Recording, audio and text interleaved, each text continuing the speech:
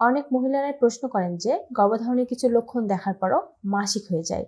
এর একটি মাত্র কারণ হচ্ছে কিছু লক্ষণ আছে যা গর্ভধারণের আগে এবং মাসিক শুরুর আগের লক্ষণগুলোর মধ্যে অনেকটা মিল থেকে যায়। তাই এ ধরনের লক্ষণ দেখে অনেকেই ভেবে থাকেন এই মাসে তার গর্ভধারণ হতে পারে, কিন্তু কিছুদিন পর মাসিক হয়ে যায় এবং অনেক সময় সেজন্য মন খারাপ হয়ে যায়। মাসিক আর গর্ভধারণের মধ্যকার কিছু পার্থক্য থাকে। এই পার্থক্যগুলো জানা থাকলে আপনার মনে আর কোনো কনফিউশন থাকবে না। প্রথমেই বলবো কোন লক্ষণগুলো মাসিক শুরুর আগে এবং গর্ভধারণ করলেও দেখা যায়।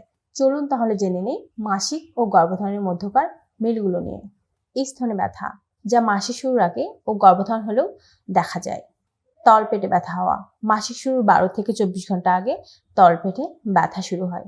অনেক মহিলাদের মাসিক শুরুর আগে আগে মন মেজাজ খিটমিটে হয়ে থাকে এবং গর্ভধারণ করলেও মুড সুইং হয়ে যায়।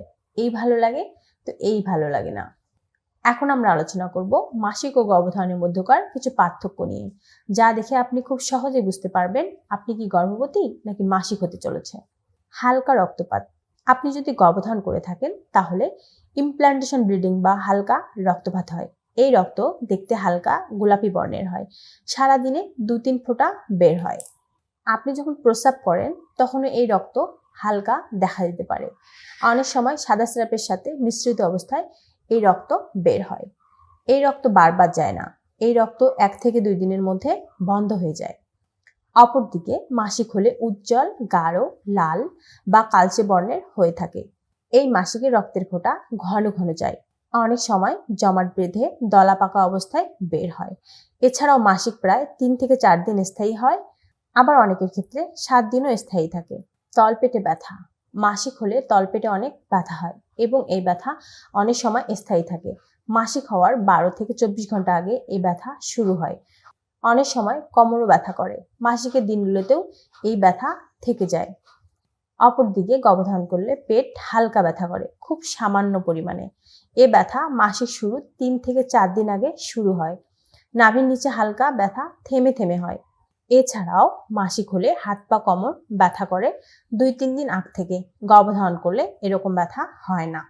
যদি আপনি গর্ভধারণ করেন তাহলে বমি বমি ভাব দেখা যায়, আপনি ক্লান্তি অনুভব করতে পারেন, আপনি সকালে ঘুম থেকে উঠলে মর্নিং সিকনেস অনুভব করতে পারেন।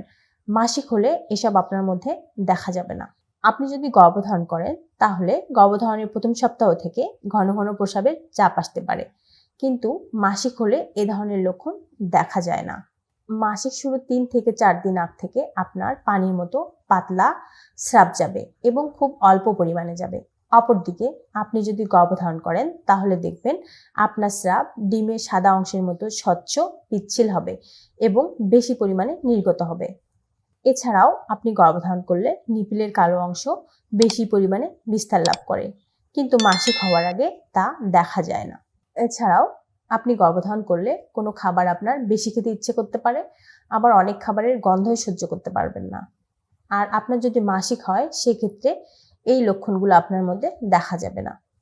এখন আপনি মাসিক ও গর্ভধারণের মধ্যকার মিল ও পার্থক্যগুলো জেনে নিলেন, তাহলে খুব সহজে বুঝতে পারবেন আপনার মাসিক হতে চলেছে নাকি গর্ভধারণ করছেন। ভালো থাকুন, সুস্থ থাকুন, আপনার জন্য অনেক অনেক শুভকামনা। প্রেগন্যান্সি সম্পর্কে যে কোনো তথ্য পেতে আমাদের চ্যানেলটি সাবস্ক্রাইব করুন। ভিডিওটি ভালো লাগলে লাইক, কমেন্ট, শেয়ার করুন। নতুন নতুন ভিডিও পেতে বেল আইকন বাটনে চাপ দিয়ে আমাদের সাথেই থাকুন।